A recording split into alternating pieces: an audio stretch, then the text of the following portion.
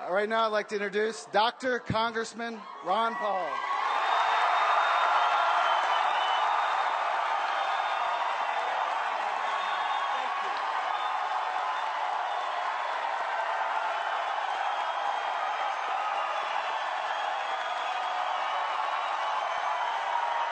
Thank you.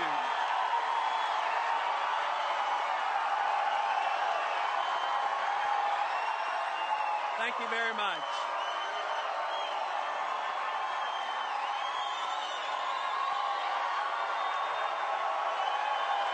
Thank you, thank you.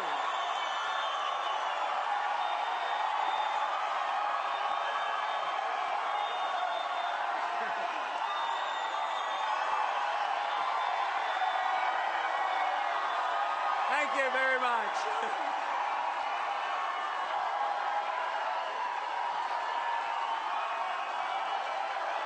Thank you.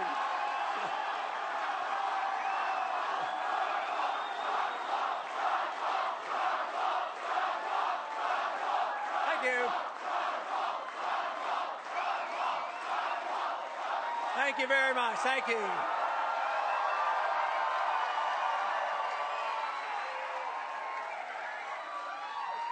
Well, if enthusiasm wins election, we win hands down. This is great. This is very, very nice, and thank you very much for coming out. You know, just a little while ago, I called Governor Romney and congratulated him, and we had a friend. No, we had. No. We had a friendly conversation, and I honestly congratulate him. He ran a good campaign, but I also said I would see him soon in the caucus states.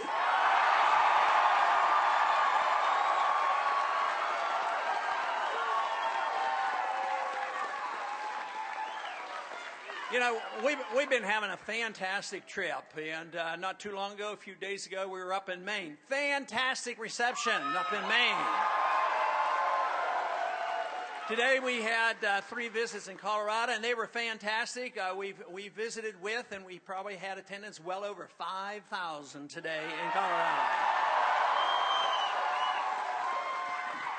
You know, it looks like we have a few hundred here tonight, to say the least. 1,000 people.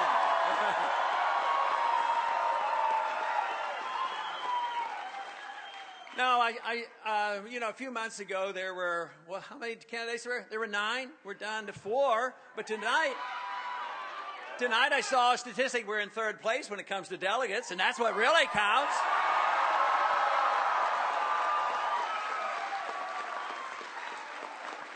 And we've only gotten started. Now the counting really occurs.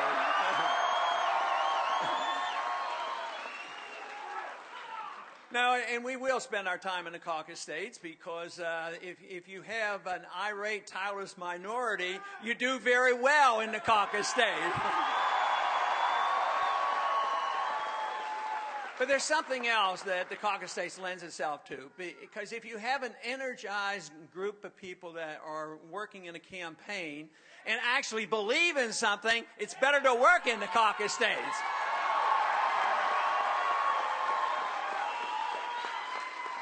This is what's been so fantastic with the campaign. I've been doing a little bit of campaigning for liberty for a long time.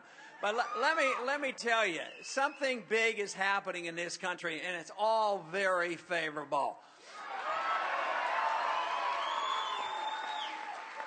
There's a mess up in Washington. They've created a mess. They've given us a lousy foreign policy. They've given us a lousy budget, and they've given us a lousy recession. But where the wonderful thing is happening is in the grassroots. People are beginning to realize that the problem is too much government. We need more personal liberty.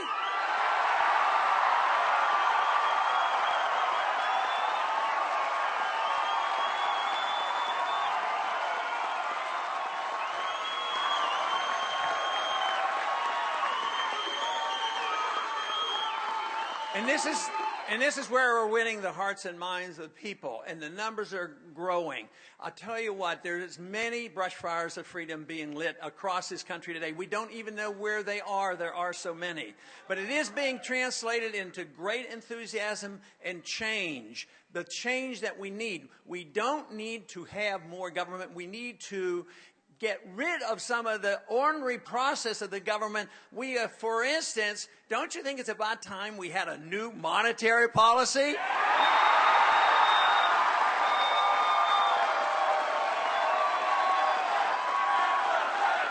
And the Fed, right, end it.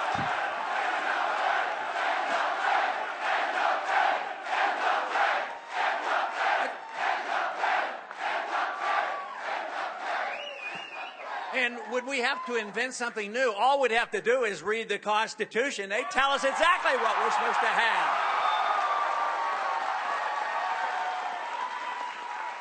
Now, what about a foreign policy? We need a foreign policy, but do we have to invent it? No, all we have to do is read the Constitution. We need a strong national defense. We don't need to be the policeman of the world. And very simply, we should reject and not get engaged in any more wars that aren't declared properly and supported by the people.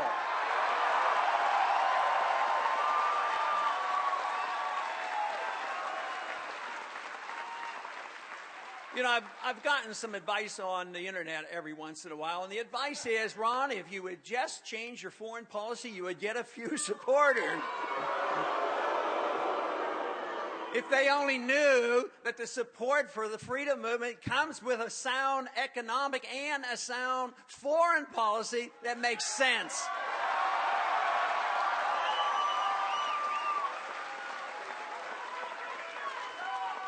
Very simply, it means bringing our troops home and stopping all these undeclared, unwinnable wars.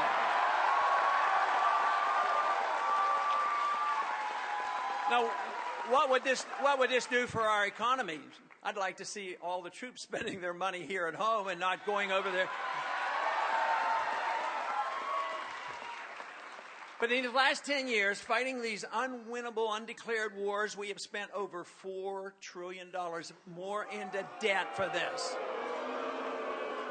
So there's a cost of life and limb, but there's an economic cost as well. And the American people are tired of it, and they're ready because they know this country is bankrupt. All great nations go down because they overextend themselves overseas. So I would say it's time for us to wake up.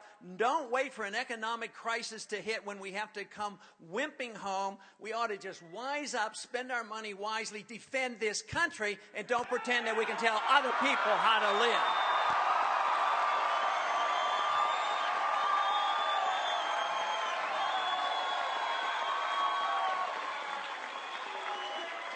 The greatest danger when we accept the notion that the government's supposed to take care of us from cradle to grave and we're supposed to be the policemen of the world is that ultimately is done at the expense of personal liberty. The purpose of all government should be the protection of individual liberty for each and every one of us.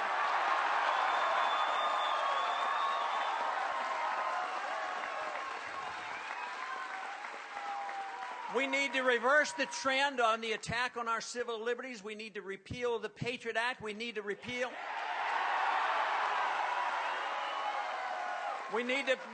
the provision that the president has the authority to assassinate American citizens without trial.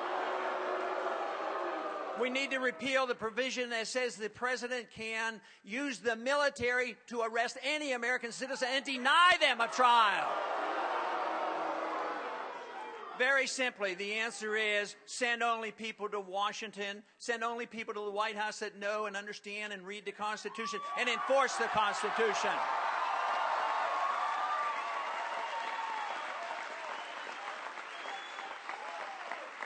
And then we would have the full understanding how you have a peaceful, thriving nation is you enforce the concept of liberty. Enforce the liberty for each and every one of us equally. This brings people together because people will use their liberty in different manners, but we don't have to fight over how they use their liberty as long as they assume responsibility for themselves and the consequences of all their actions.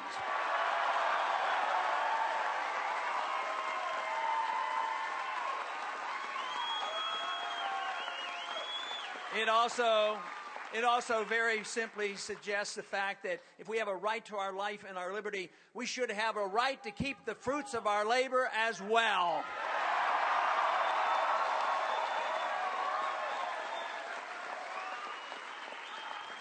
So we don't have to reinvent something. We can improve on our past, but we had a great past. We had a great Constitution. We had a great middle class, the richest and the biggest middle class ever, and we've undermined it with excessive spending, excessive taxation, a monetary system that is flawed, and a foreign policy is flawed.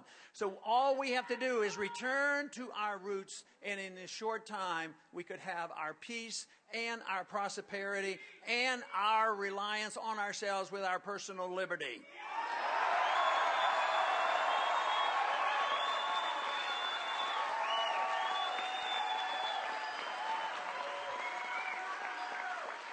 Not only has this been a great day for the campaign for liberty and this process, but it's been a great week for the campaign. And believe me, it's been a great past 4 years, because 5, 6, or 7 years ago, they really didn't know exactly what was happening. But with the crisis that hit, both the economic crisis that we had 4 years ago, the realization of the significance of our Federal Reserve System, as well as our flawed foreign policy, the people know about it. They're awakening to this. They're listening to this message. It's up to us to do something about it.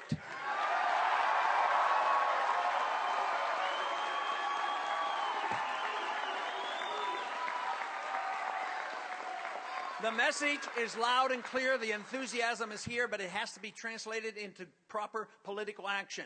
That means attending the caucuses and send a powerful message to this country that we want our freedoms back. We don't want more government. Thank you very much.